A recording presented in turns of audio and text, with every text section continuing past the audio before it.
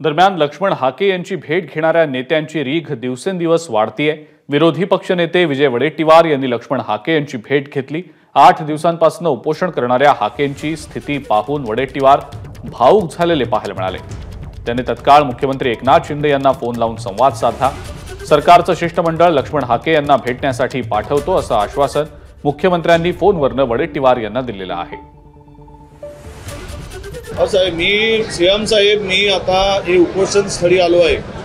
आमचे ओबीसी नेत्यांचं उपोषण जे सुरू आहे, तुम्हाला मी काल पण बोललो, तुम्ही म्हणलात की पाठवतो शिष्टमंडळ मंत्र्यांचा। हा बोला बोला। काळजी घ्या आणि आपण ओबीसीला कुठेही नुकसान होणार नाही, कुठेही त्यांचं आरक्षण डॅमेज होणार नाही याची पहिल्यापासून आपण खबरदारी घेतली आहे। त्यामुळे कुठेही जे शब्द आपले पहिल्यापासूनचे आहेत ते आजही कायम आहेत आणि पुढे कायम राहणार।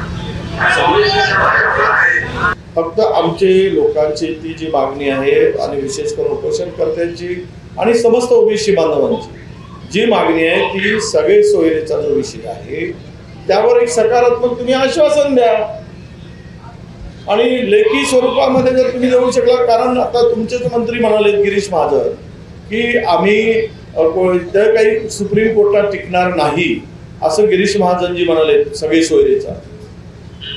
त्यामुळे तो सगळे सोयरेचा टिकणार नाही।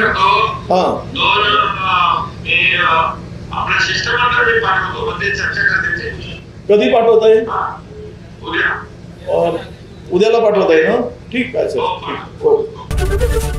एबीपी माझा, उघडा डोळे बघा नीट।